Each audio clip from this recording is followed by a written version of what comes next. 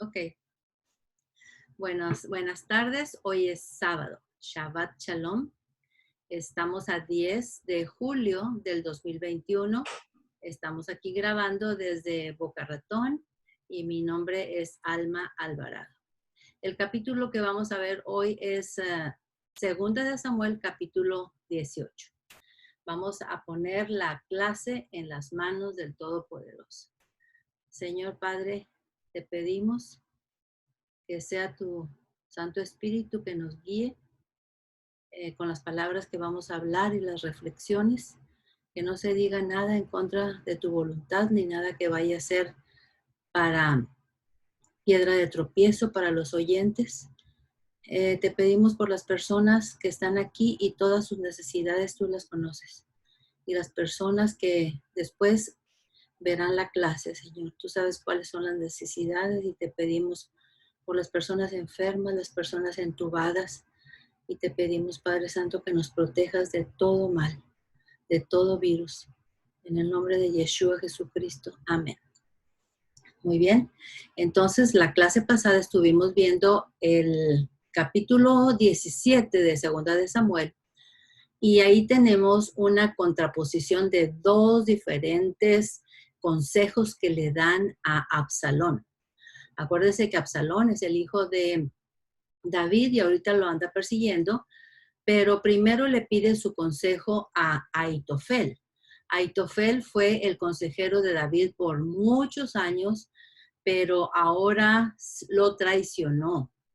Parece ser que está muy adolorido y no ha podido perdonar a David porque él adulteró con su nieta Bathsheba y también mató a su yerno Urías en la batalla. Entonces, él permitió que la raíz de amargura llenara su ser y al final de cuentas, en este capítulo 17 vimos que Aitofel, viendo que Absalón no había tomado su consejo y que por lo tanto muy probablemente el que iba a morir era Absalón, entonces él no quería vivir más durante el reinado de David, porque sabía que lo había traicionado y no le esperaba nada bueno. Por otro lado, bueno, Aitofel le recomendó un consejo muy sabio y le dijo, dame 12,000 hombres, yo mismo iré tras David y con esos 12,000 hombres lo aniquilamos. No hay necesidad de matar más gente porque nosotros al que queremos ver muerto es a David.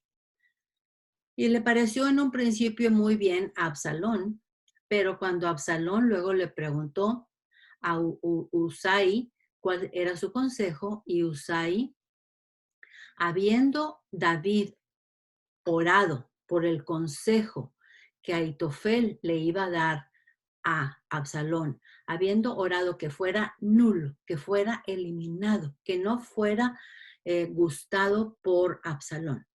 Pues exactamente así sucedió, aunque el consejo que le dio Usai era totalmente loco, totalmente ilógico, porque le aconsejó que juntara de todo Israel, todo el pueblo, y que se trajera, que los carpinteros, los herreros, todos, aunque no tuvieran preparación de guerra, aunque no tuvieran, no supieran cómo usar las armas, pero que los juntara todos para que tuviera un ejército monumental.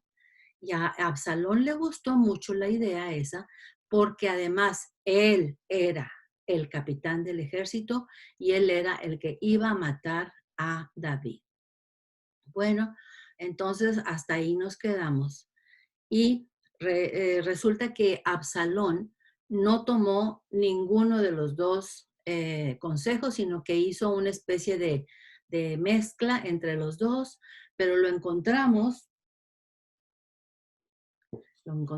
aquí en el mapa, más o menos por aquí, por Benjamín, más o menos, está ahí ya, y en cada lugar que va llegando va buscando más soldados como estén, así les dice, vénganse, vámonos, síganme. Por lo tanto, su ejército era muy grande. Pero David ya estaba acá, en la parte de arriba de Gad, estaba en un lugar que era la ciudad de refugio de los levitas y que estaba amurallada. El lugar se llamaba Maanaim, y ya David estaba, ya le habían llevado camas, almohadas, comida, bebida, porque toda la ruta que habían ido desde aquí, desde Jerusalén hasta acá, con miles de personas siguiéndolo, había sido muy difícil, muy cansados, muy hambrientos, muy sedientos.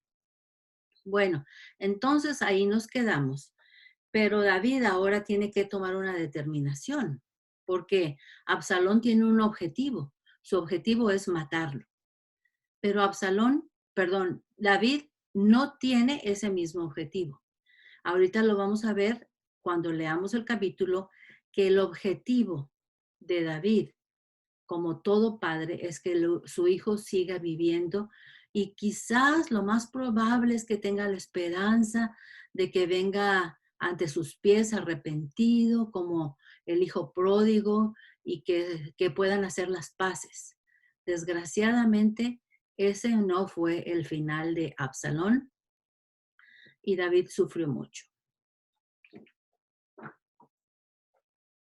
Entonces, en el capítulo 17, al final, las últimas 3 palabras que tenemos en el capítulo 17, dice que David, el pueblo estaba hambriento y cansado y sediento en el desierto.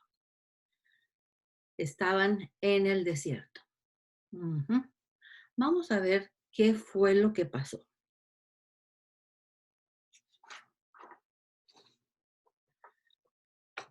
David, acuérdense que según lo que nos enseñó Segunda de Samuel, capítulo 7, es una preparación del reino de Yeshua o Jesús.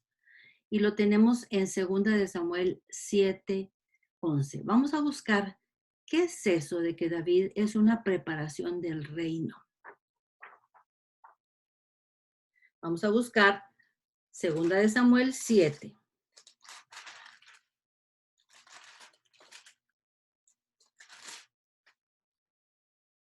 Segunda de Samuel 7, versículo 11. Acuérdense que en este capítulo, David le está pidiendo a Dios, ay, pues yo ya tengo un palacio y está hecho de cedro, de las mejores eh, maderas que había. Yo tengo un palacio precioso, pero tú no tienes ninguna casa, le dijo a Dios, y mira, el arca del pacto está abajo de una tiendita de campaña. Yo quiero hacerte una casa digna. Y Dios le contesta, ay, David, desde que salieron de Egipto yo he vivido en tiendas. Yo nunca he vivido en una casa, pero yo te proveeré a ti una casa. ¿Qué es eso de una casa que le quiere proveer? Está diciéndole a David que a través de su descendencia vendrá el Rey eterno, el Hijo de Dios que es Yeshua, y será para siempre su reino. Entonces, Dios le dice a David, no, tú no me vas a construir una casa, tus manos están llenas de sangre, has derramado demasiada sangre. Uno de tus hijos lo va a hacer. Entonces, es lo que vamos a leer ahorita aquí en el versículo 11. Hay que poner mucha atención porque tenemos que entender. Tenemos que entender por qué David, mírenlo, afuera del palacio, afuera de Jerusalén. Ven a Jerusalén ahí atrás, las murallas. Está afuera con todas las personas que lo siguen. Está dejando su reino, le está siendo arrebatado. ¿Por qué? ¿Por qué si nosotros vamos a ver la promesa en el capítulo 7, versículo 11 y 12? Vamos a ver cuál es la promesa para poder entender por qué David anda en estos pasos, en esta tan difícil situación. Dice, capítulo 7, versículo 11. Desde el día en que puse jueces sobre mi pueblo Israel, y a ti te daré descanso de todos tus enemigos. Descanso de todos tus enemigos. Es una promesa que le está dando el Padre Todopoderoso. ¿Dónde está el descanso si no ha dejado de estar batallando con un hijo, con otro, con la traición de Aitofel, su consejero? ¿Dónde está el descanso? Yo te daré descanso de todos tus enemigos. Asimismo, Jehová te hace saber que Él te hará casa. Esta casa que le está prometiendo el Padre no es una casita, no es un palacio. Te haré casa está hablando de una dinastía que va a ser eterna, porque de Él nacerá el Hijo de Dios. Versículo 12. Y cuando tus días sean cumplidos y duermas con tus padres, o sea, cuando te mueras, yo levantaré después de ti a uno de tu linaje, el cual procederá de tus entrañas y afirmaré su reino. Debemos recordar que el capítulo 7 de 2 de Samuel es una constante mezclanza de promesas acerca del eterno, del que será reino para siempre, que es Yeshua, y algunos de los hijos de David. Aquí está hablando del que va a construir su casa, pero para poder nosotros entender de quién está hablando, necesitamos ver muy bien el contexto. Entonces, otra vez, versículo 12. Y cuando tus días sean cumplidos y duermas con tus padres, yo levantaré después de ti a uno de tu linaje, el cual procederá de tus entrañas y afirmaré su reino. Entonces, este va a provenir de sus entrañas. 13. Él edificará casa a mi nombre y yo afirmaré para siempre el trono de su reino. Está hablando aquí de Salomón, que después nosotros vamos a ver que él fue el que le construyó la casa. Ok, muy bien.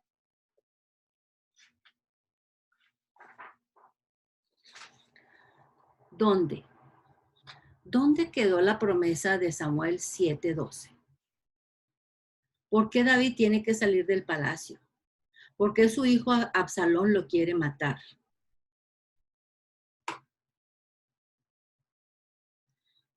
¿Por qué está sufriendo, descalzo, sediento, hambriento? ¿Por qué? ¿Dónde? ¿Dónde quedó esa promesa que Dios le dio en 2 de Samuel 7?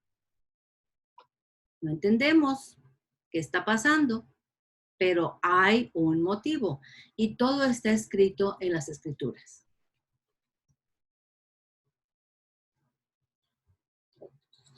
Aquí tenemos a su hijo Absalón, muy, pero muy herido, porque nunca hizo nada David acerca de la forma como su hermano violó a su hermana. Y él se tuvo que ir 3 años en el exilio a vivir con su abuelo. Y todo es a raíz de amargura. David nunca habló con los hijos, nunca se pusieron de acuerdo, nunca pidieron perdón y todo se fue haciendo más y más amargo. Después Absalón, ya con el consejo de Aitofel, busca seguidores y como él había estado trabajando en las afueras del palacio, aconsejando a las gentes, porque David no tenía mucho tiempo para aconsejar, para cosas así como chiquitas, de discernir, de hacer juicio. Entonces, Absalón aquí está diciendo, yo voy a ser un buen rey, yo sí los voy a atender. no como mi padre que nunca tiene tiempo para ustedes. Y se ganó el corazón de todo Israel estaba detrás de él. Se ganó el corazón porque siempre estaba fingiendo que él iba a ser muy bueno, que los iba a ayudar y atender. Pero Absalón lo único que quería era el reino.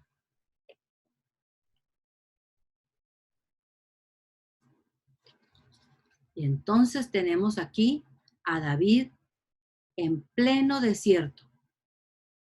Se le quitó su palacio. ¿Cómo es posible? Y las promesas que hizo Dios, ¿qué fue lo que pasó? Ahorita vamos a ver qué fue lo que pasó. Exactamente en el capítulo 7, versículo 14. Dice, yo le seré a él padre y él me será a mí hijo. Estamos hablando todavía de ese que va a construir el templo para el Señor, Salomón. Fíjense bien, y si él hiciere mal, yo le castigaré con la vara de hombres y con azotes de hijos de hombres. O sea, si hiciere mal, yo le azotaré. Dios sabe muy bien que todos, desde David y toda su descendencia, van a ser humanos y que van a ser muy fácil de que caigan en pecado. Entonces les está advirtiendo, yo castigaré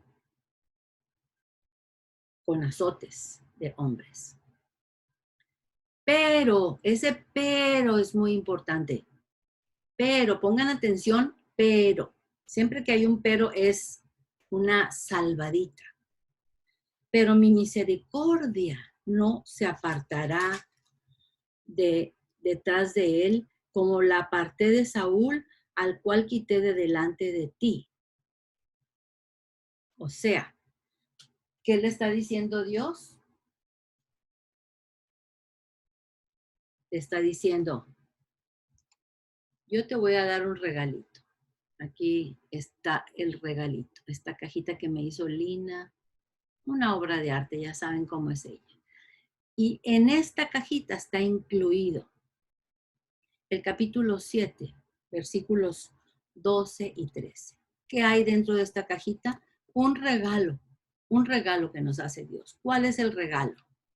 El regalo es que como hijos y no bastardos, hacemos mal, entonces hay castigo, hay disciplina, hay corrección. Pero los que hemos entregado nuestra vida, los que lo hemos aceptado a Él como nuestro Salvador, tenemos la esperanza de que siempre tendrá misericordia. Este es el regalo en el cual estaba confiando David cuando iba caminando ahí en el desierto por kilómetros y kilómetros y siempre con el miedo de que le iban a salir por aquí o por allá los soldados de Absalón. Aquí tenemos a Absalón preguntando a Ahitofel y a Usai, ¿qué debo de hacer? ¿Cuál estrategia debo de seguir para matar a mi padre? Acuérdense, la estrategia de Ahitofel era la mejor. Pero David había orado para que el consejo de Ahitofel fuera nulo. Y Absalón, como era muy vanidoso y muy narcisista, escogió el consejo de Usai porque Usai lo hacía grande, con un ejército grande, aunque torpe. Y además lo hacía él, el jefe del ejército.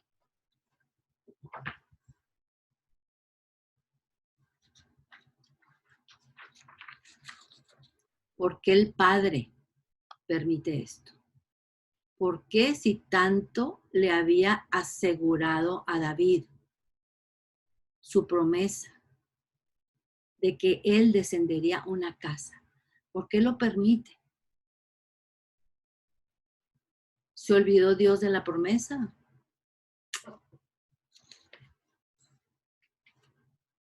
Claro que no. Dios tiene que hacerlo cumplir su castigo por lo que hizo con el adulterio de Betsabé,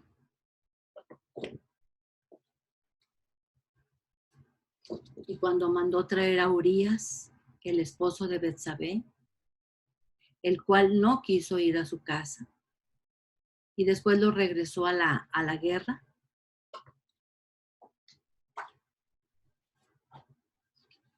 En la primera fila de la batalla, a puros flechazos, lo mataron, a un hombre inocente.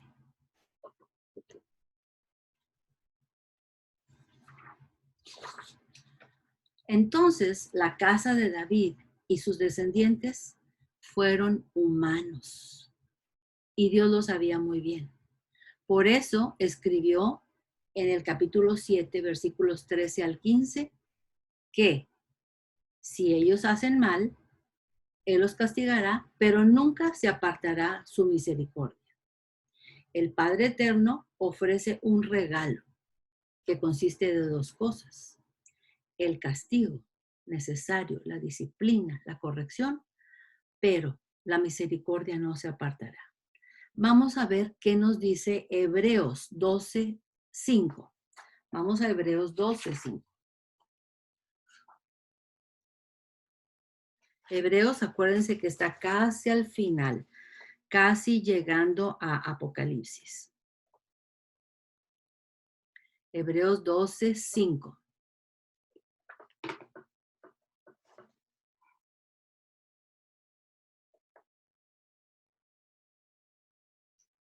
¿Listas? Bueno, vamos a leer desde Hebreos 12:5. Y habéis ya olvidado la exhortación que como a hijos se os dirige diciendo: Hijo mío, no menosprecies la disciplina del Señor, ni desmayes cuando eres reprendido por Él, porque el Señor al que ama disciplina, y azota a todo el que recibe por hijo. Si soportáis la disciplina, Dios os trata como a hijos, porque ¿qué hijo es aquel a quien el Padre no disciplina? Pero si os deja sin disciplina, de la cual todos han sido participantes, entonces sois bastardos y no hijos. Por otra parte, tuvimos nuestros padres terrenales que nos disciplinaban y los venerábamos. ¿Por qué no obedecemos mucho mejor al Padre de los Espíritus y viviremos? Versículo 10. Y aquellos ciertamente por pocos días nos disciplinaron, o sea, nuestros padres, como a ellos les parecía. Pero o sea, el Padre, para lo que nos es provechoso, para que participemos de su santidad. 11. Es verdad que ninguna disciplina al presente parece ser causa de gozo, sino de tristeza, pero después da fruto apacible de justicia y los que en ella han sido ejercitados. ¿Cuál es el motivo por el cual David anda en el desierto, caminando, sufriendo, batallando, con miles de personas seguidoras? ¿Cuál es el motivo? Ya conocemos capítulo 7, versículos 11, 12, 13, y ya conocemos que hay otros versículos que nos dan la pauta para saber por qué Dios hizo esto. Vámonos a Samuel 12. En Samuel 12.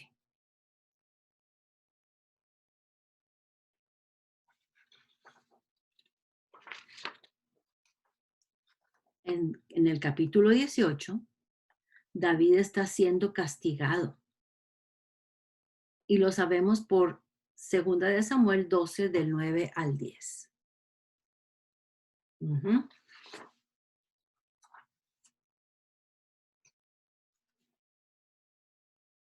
Listas, del 9 al 10. Porque le está hablando el Padre Todopoderoso a David. Porque pues tuviste en poca la palabra de Jehová, haciendo lo malo delante de sus ojos. A Urías Eteo heriste a espada y tomaste por mujer a su mujer, y a él lo mataste con la espada de los hijos de Amón. Por lo cual, ¿por qué anda David caminando en el desierto? Porque tuvo que salir del palacio. Por lo cual, ahora no se apartará jamás de tu casa la espada, por cuanto me menospreciaste. Imagínense el dolor del padre. Me menospreciaste. Me tuviste como por poco la palabra que te había dado. Me menospreciaste y tomaste la mujer de Urías Eteo para que fuese tu mujer.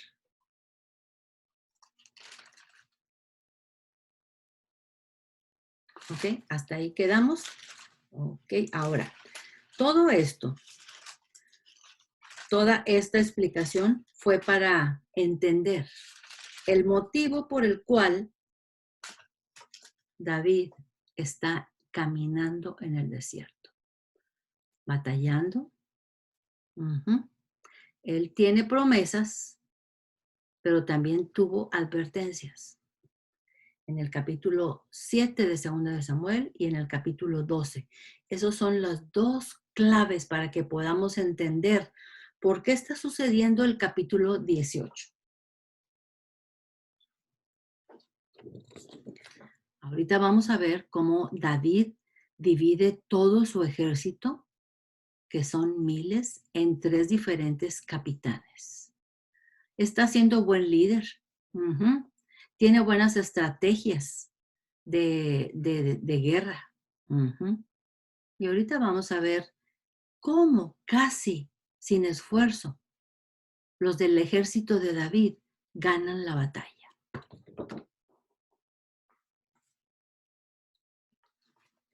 Vamos a empezar ahora sí con el capítulo 18.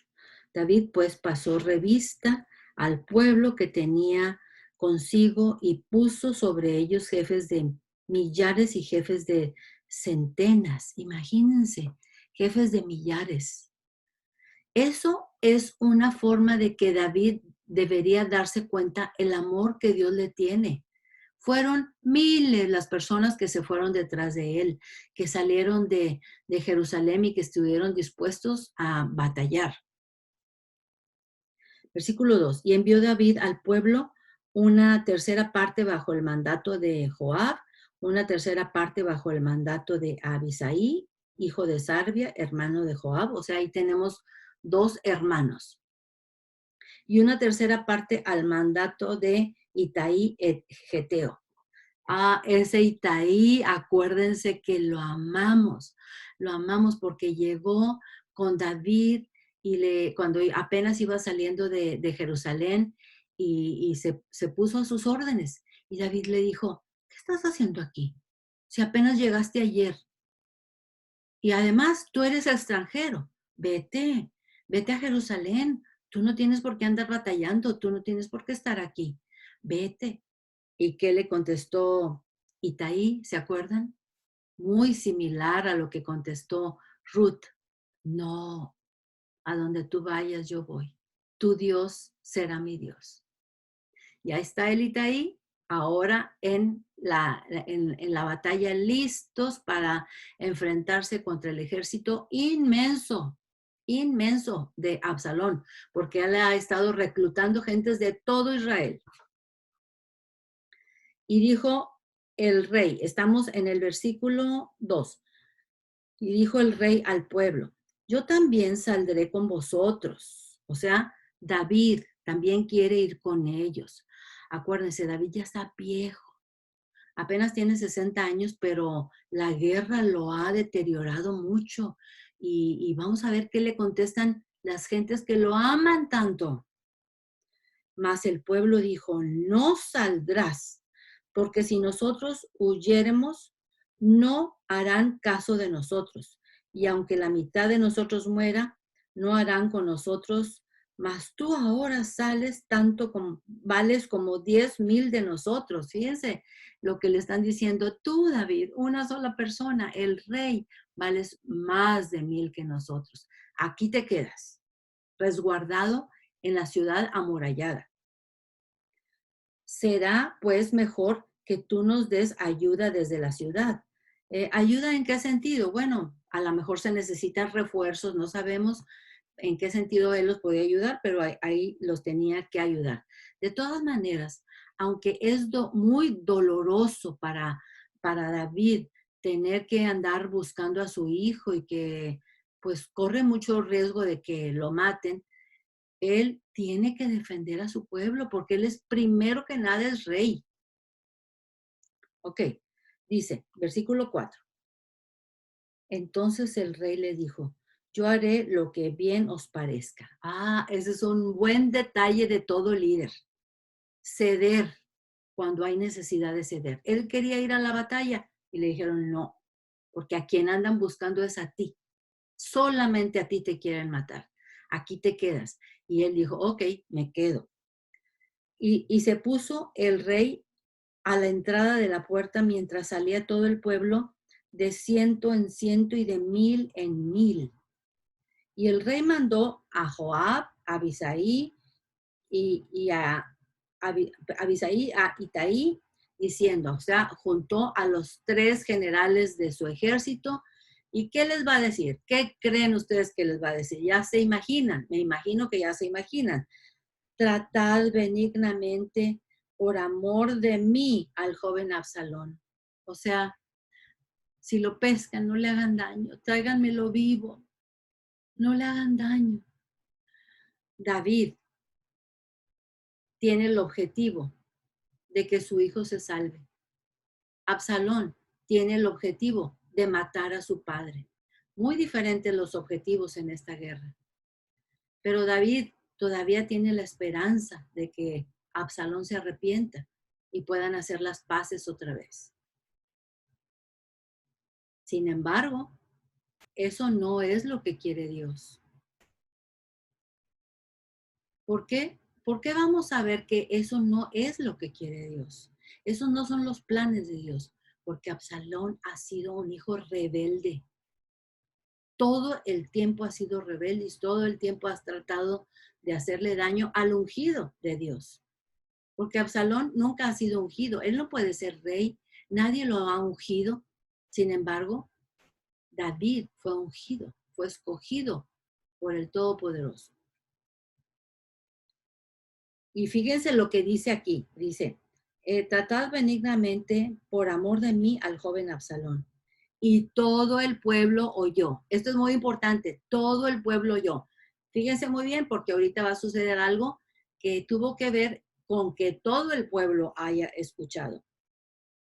Todo el pueblo oyó cuando dio el rey la orden acerca de Absalón a todos los capitanes. Salió pues el pueblo al campo contra Israel y se libró la batalla en el bosque de Efraín. Pongan mucha atención, en el bosque de Efraín. ¿Qué tiene que ver ese bosque? Sí, tiene que ver bastante, porque era tan espeso el bosque que era muy difícil librar una batalla ahí. Además, había muchos pantanos, había muchos precipicios, había muchos lugares que parecía que estaban firmes y nada, eran hoyos que se los llevaban hacia abajo. Entonces, dice, versículo 7, y ahí cayó el pueblo de Israel delante de los siervos de David, y se hizo ahí en aquel día una gran matanza de 20,000 hombres. Casi los del ejército de David no tuvieron que luchar nada porque las gentes se morían solas en ese bosque tan espeso. Y la batalla se extendió por todo el país y fueron más los que destruyó el bosque. Fueron más los que destruyó el bosque aquel día que los que destruyó la espada de los de David. Versículo 9. Y se encontró Absalón con los siervos de David e iba Absalón sobre un mulo.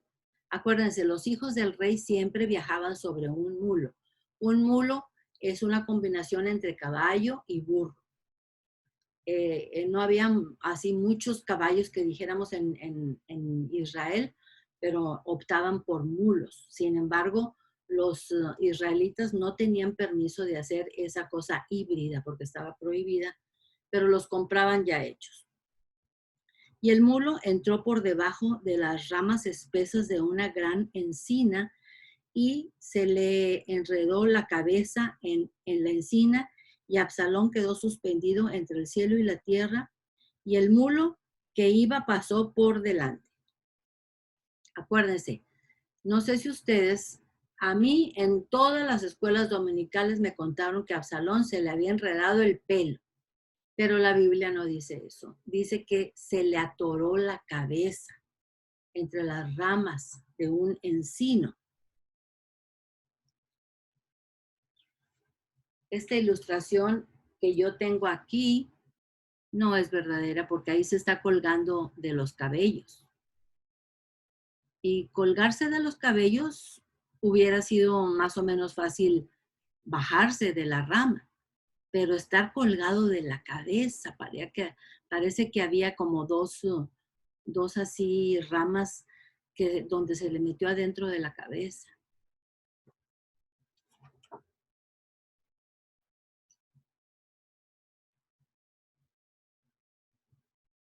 ¿Por qué le habrá pasado eso a Absalón?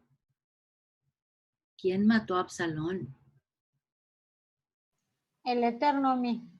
El Eterno mismo, claro que sí. Aprovechando de que era muy alto. Y entonces, ahí quedó y el mulo pasó por delante. Versículo 10. Viéndolo uno, avisó a Joab diciendo, he aquí que he visto a Absalón colgado de una encina. Y Joab respondió al hombre que le daba la nueva, y viéndolo tú, ¿por qué no le mataste luego ahí echándole a tierra? Me hubiera placido darte 10 ciclos de plata y un talabarte. O sea, hubieras tenido muy buena recompensa si lo hubieras hecho y además yo te hubiera dado un cinturón, un talabarte, un emblema muy especial para los soldados. Y el hombre dijo a Joab, aunque me pesaras 1000 ciclos de plata, no extendería yo mi mano contra el hijo del rey, porque nosotros oímos cuando el rey le mandó a ti y a Absaí y a Itaí diciendo, mirad que ninguno toque al joven Absalón. Fíjense la fidelidad de los soldados para con David. Ellos escucharon que para David su hijo era muy importante, que lo quería vivo. Por otra parte, había yo hecho traición contra mi vida, pues que al rey nada se le esconde y tú mismo estarías en contra. O sea, tú no me hubieras defendido, Joab, tú no me hubieras defendido y el rey se hubiera enterado que yo lo maté. Versículo 14. Y respondió Joab, no malgastaré mi tiempo contigo. Y tomando 3 dardos en su mano los clavó en el corazón de Absalón, quien estaba aún vivo en medio de la encina. Imagínense colgado de la cabeza, ya cómo estaban el cuello, las cervicales, todo destrozado. Y todavía le entierran 3 dardos en el corazón y no se muere. Imagínense el anhelo de sobrevivir de Absalón. Y nosotros no sabemos si en último momento se arrepintió. Dios lo quiera. Y fíjense bien, ni con los 3 dardos, ni con la cabeza enredada en las ramas de la encina. 15. Y 10 jóvenes escuderos de Joab rodearon e hirieron Absalón y acabaron por matarle. ¡Ah, qué escena tan dolorosa! 10 soldados vinieron a terminar con él, porque él no se daba por vencido, quería seguir viviendo. 16. Entonces Joab tocó la trompeta y el pueblo se volvió de seguir a Israel porque Joab detuvo al pueblo. Acuérdense que cuando se dice Israel es que son el ejército de Absalón. Entonces ya después de tocar la trompeta, eso significaba no más guerra. Tomando en el 17, tomando después a Absalón, le echaron en un gran hoyo en el bosque y levantaron sobre él un montón muy grande de piedras y todo Israel huyó, cada uno a su tienda.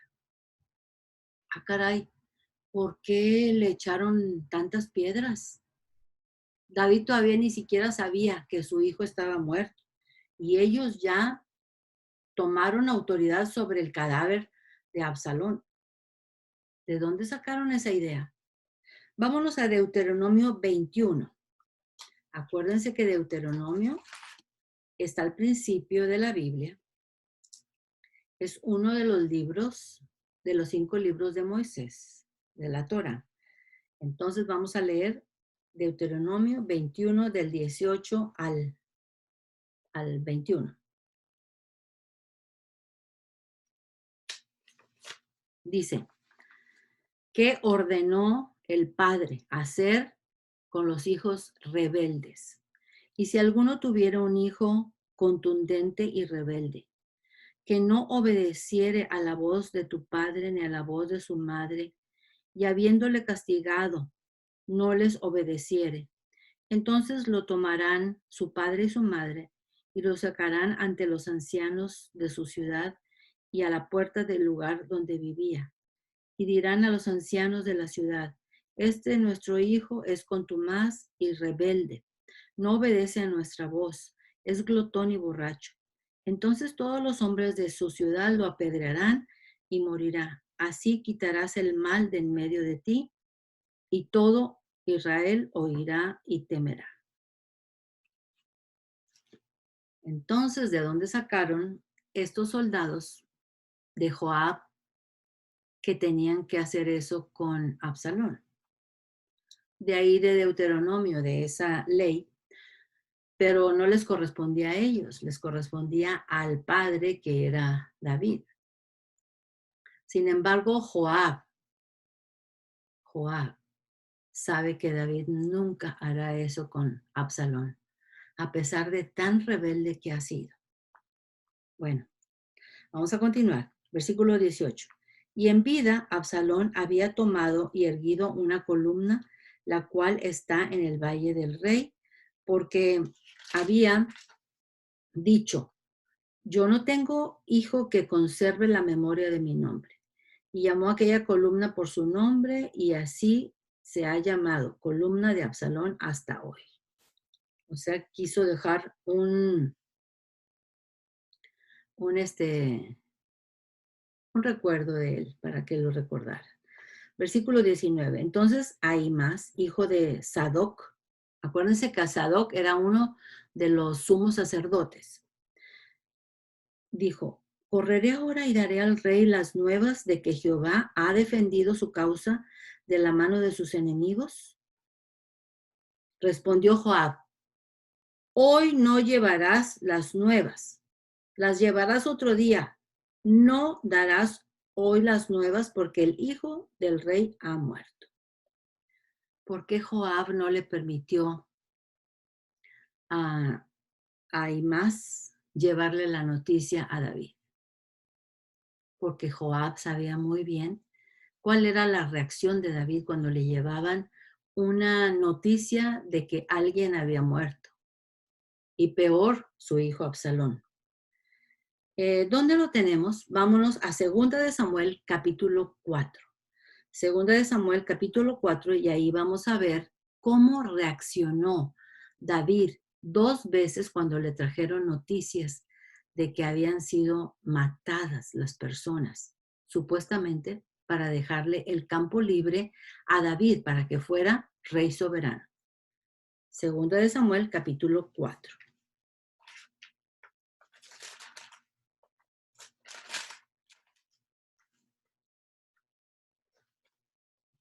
Segunda de Samuel, capítulo 4, versículo 8.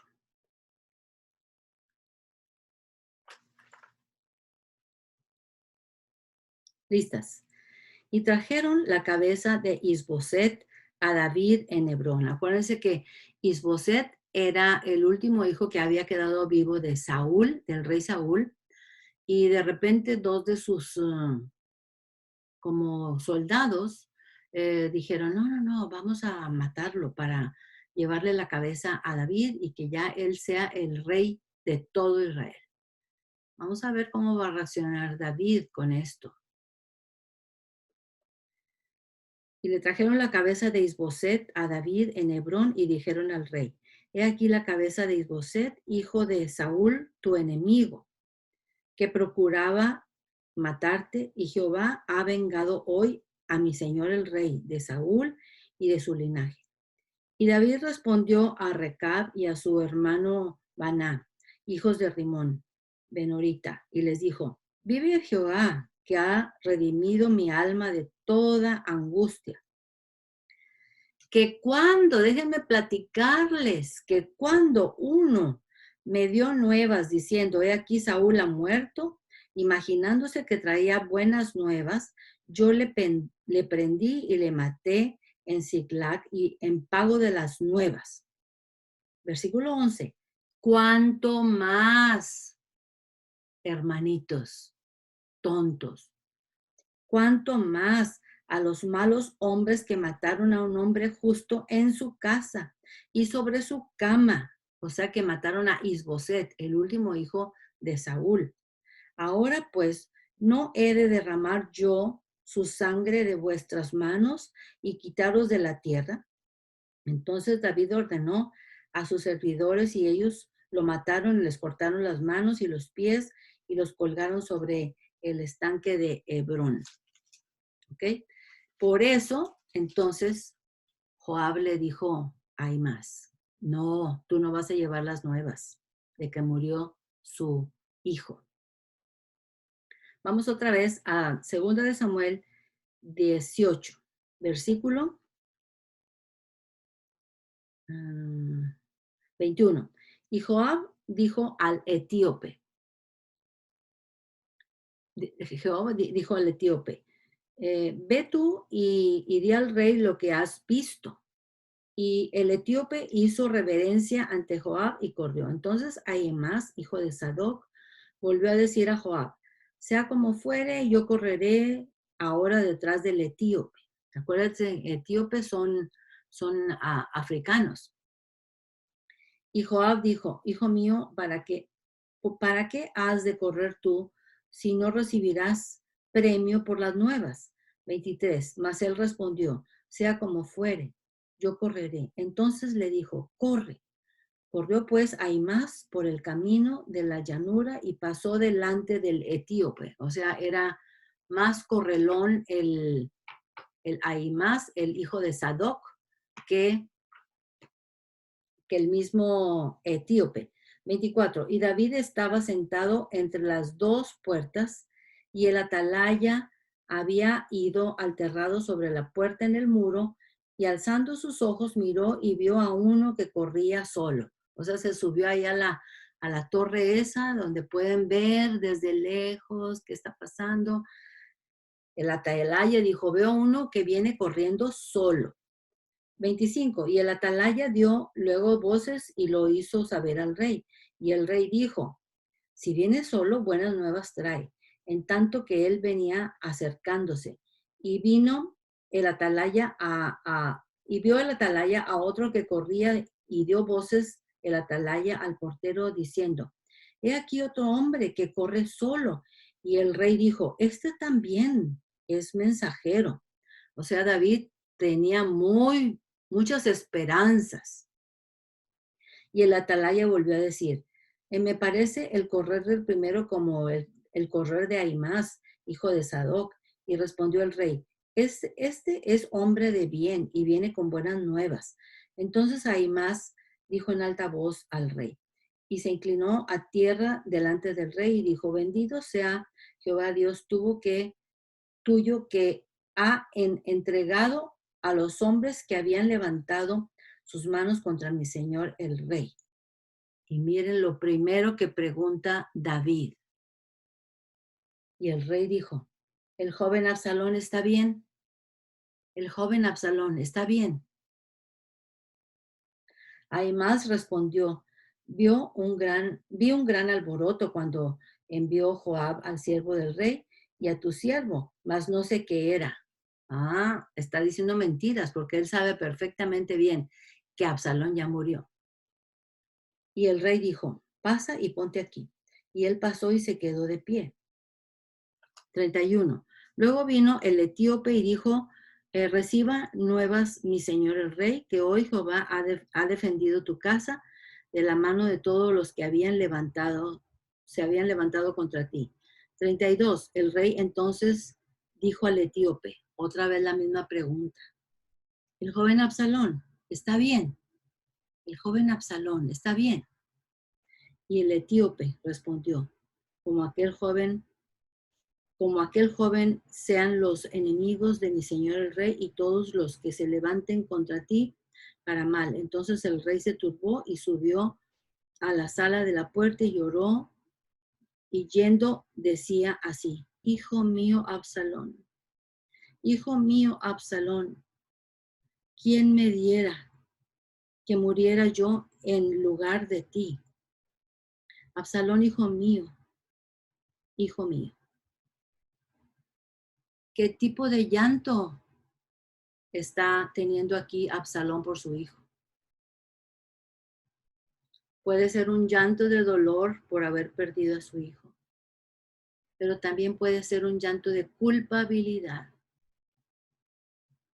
Absalón, si yo no hubiera adulterado y matado, asesinado a Urías, muy probablemente tú estarías vivo.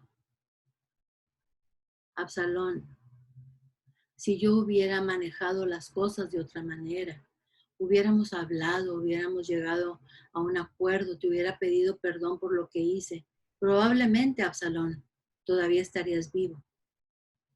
El dolor es muy grande. Es como cuando nosotros tenemos una persona que ya está muy enfermita y le pedimos a Dios que no se muera, dame más oportunidad para demostrarle mi amor. Pero el tiempo ya pasó, el tiempo se acabó.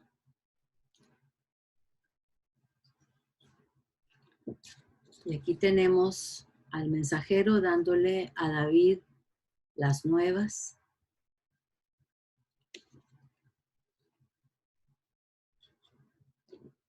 Y aquí tenemos a David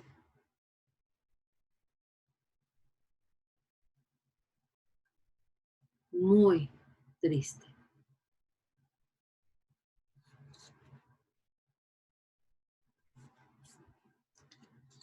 Pues David y todos se regresan a Jerusalén. Ahí podemos ver las murallas. Todos los que están adentro de Jerusalén lo reciben con los brazos abiertos y David continúa siendo rey.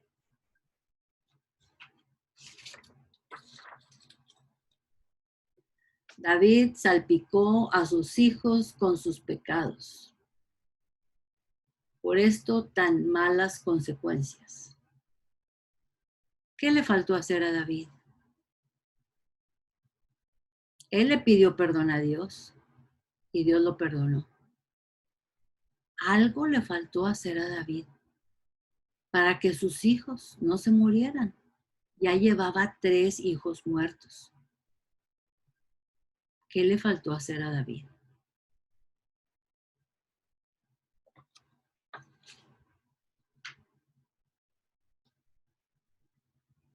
Vamos a ver, vamos a abrir los micrófonos si alguien quiere responder a esta pregunta.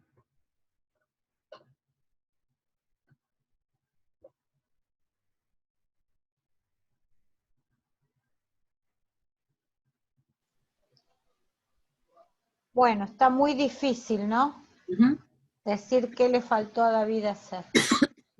ujú, Por empezar, si él hubiera reaccionado cuando ocurrió la violación ujú. de la hermana de Absalón, él no se hubiera vuelto en contra de su padre.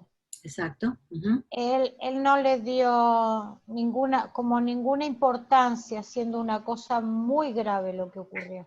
exactamente. Ujú, Entonces ahí es un pecado de parte de él también, ¿no? Porque eso estaba prohibido y él lo sabía. ujú, Todo esto fue acrecentando eh, una situación, o sea, un odio, un resentimiento ujú, de Absalón hacia su padre, porque vio que no había tomado cartas en el asunto, ujú, porque no podía dejar pasar un hecho tan deshonroso como el que ocurrió, ¿no es cierto? Él ujú. tenía que haber puesto, como rey, tenía que haber puesto digamos, su justicia, tenía que haber, Sí, sobre claro, el otro hijo Amón. Ujú, claro, no podía dejarlo pasar. ujú, Y él justamente se sintió tan herido porque Absalón murió y él se dio cuenta ahí de lo mal que estuvo. Él tenía que haberle pedido perdón a Absalón por no haber hecho nada en ese momento. ujú, Pero bueno, ya era tarde, no se podía ujú. cambiar nada, lamentablemente. Y otra cosa que noté, que en la parte que dice que ahí ellos se encontraron en Mahanaim, Ajá, decía, ¿no? Por ahí. sí, Mahanaim justamente fue donde se dividieron en dos campamentos cuando ocurrió lo de Jacob. sí, exactamente. Es el mismo lugar, ¿no? El mismo lugar, El ¿sí? mismo lugar. Y justamente él divide, qué Ujú, casualidad que él divide también las ujú, tropas sí, las en divide ese momento. en ese momento porque dice, por si Esaú mata una, que me quede la otra. Claro, exactamente. Y acá David también divide a sus tropas en tres esta vez. Entre sí. Pero bueno, eso debe tener algún significado, pero no lo sé perfectamente. Pero bueno, Ajá, entiendo de que sí, que él podía haber hecho más y realmente, bueno, no lo hizo porque eso era obrar justicia, ¿no es cierto? ujú, sí, Porque esa chica Tamar murió injustamente. ujú. Ella no tenía por qué haber. O sea, fue violada. Ujú. Claro, fue violada, pero bueno, la deshonra que tenía sobre ella, ¿qué le quedaba a ella? Nada, Nada, estaba como muerta, sí. nada, porque la mujer quedaba en un sentido totalmente, no podía casarse, no podía tener familia, Ujú, nadie la iba a querer y ella no había sido la culpable. Yo creo que en ese momento ella fue demasiado crédula pensando que el hermano tenía esa enfermedad, inclinación. sí. Sí, pero tenía una inclinación por ella que ella no lo notó tampoco, porque inocentemente pensó, lo veía como su hermano, Sí. ¿no? O sea, muy inocente la muchacha. Muy inocente, claro. Y bueno, y Pero una cosa, parece que Absalón ya había notado que le estaba echando ojos a su hermana. claro, y él tampoco hizo nada también, porque él podía también haber hecho algo, pero bueno, nadie hizo nada y las consecuencias, dice que el Eterno perdona nuestros pecados, pero que Él no puede de ninguna manera dejar que las consecuencias no tengan resultado, ¿no? De lo que ya sucedió, o sea que los Ujú, dos tuvieron consecuencias. sí. No, David porque perdió a Absalón también, ajá. y Absalón por rebelarse en contra de su padre y porque también fue un hijo rebelde, como Ujú, bien decía, ¿no? Y justamente yo creo que el Eterno lo frenó ahí con eso de enganchar su cabeza Ujú, para que lo mataran, porque él sabía perfectamente que David lo iba a perdonar. ujú. Entonces, él también, el Eterno pensó también que eso no podía tener buena consecuencia porque él había actuado mal, Absalón, en, Exacto. en contra del ungido del Eterno, ¿no es cierto? Él no podía, ninguno podía hacer nada en contra de un ungido, de No, un ungido. se había. Así que bueno, eso es lo que yo pienso, ¿no es cierto? Muchas gracias, Iris. ¿Alguien más tiene otra opinión? Yo voy a dar un aporte cortico, hermana Almita. Sí. Eh, yo recuerdo que cuando estudiamos a segunda de Samuel 13, Ajá. cuando Amón violó a Tamar, Sí. eh, había una parte donde decía que las mujeres vírgenes eran guardadas y cuidadas, Sí. Ujú, y que los hermanos estaban encargados de cuidar a las niñas, ujú, estaban bajo su protección, y especialmente los hermanos uterinos. O sea que ella era hermana uterina de Absalón, y de pronto Absalón también tuvo parte de culpa en ese aspecto, ujú. porque él también debió haberla protegido. Y como estaban diciendo ahora, que él debió haber sospechado las intenciones de su hermano, Sí. Amón. Nos- Entonces ahí también él tuvo parte de culpa. sí, sí, porque cuando él llega ahí donde está su hermana, le pregunta, estuvo contigo Amón, ¿verdad? Ujú. Y le dice. O sea que ya se la imaginaba. Sí. Ujú, Y ella, y no, y además porque ella se puso ceniza sobre su cabeza, y ella rompió sus vestiduras, que ellas se vestían con unos vestidos de colores para hacer esa significación de que eran vírgenes, y además porque eran reales, ujú, eran princesas. sí. Ujú, Entonces ella se desesperó, y él debió haber visto eso en ella también, ese desespero. ujú, Y la angustia, como decía nuestra hermana Iris, ujú, ella sabía que ya su vida la tenía arruinada, que ujú, ella ya no podía ni siquiera pensar en que iba a tener un hombre que se fijara en ella. ujú, ujú. Bueno, es que lo que pasa es que las omisiones también son pecado. Sí, exactamente. ¿Cierto que sí? Ajá. Sabiendo lo que tienes que hacer y no hacerlo, también es pecado. Ujú. Muchas gracias, Marta Lucía. Muchas gracias. Bueno, vamos a terminar aquí la clase. Vamos a orar y después podemos continuar, pero para que no esté tan largo. ¿Ok? ¿Alguien quiere orar que quiera ser voluntaria? Una oración cortita.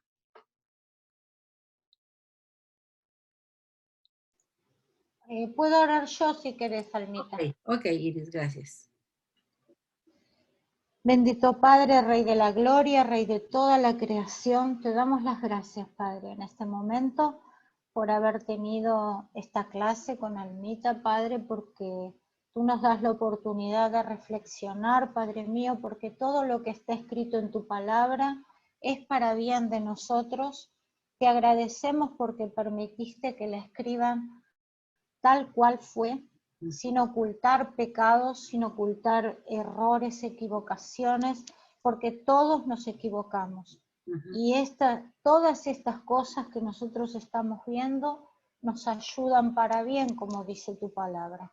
Nos ayudan a reconocer en los errores de los demás nuestros propios errores, y nos ayudan a pedir perdón, Padre, ujú, para acercarnos cada día más a ti. Te doy las gracias por la vida de cada una de las hermanas ujú. aquí presentes, Padre mío, que están con la intención de aprender tu bendita y santa palabra, y gracias por poder compartir este buen momento con todas.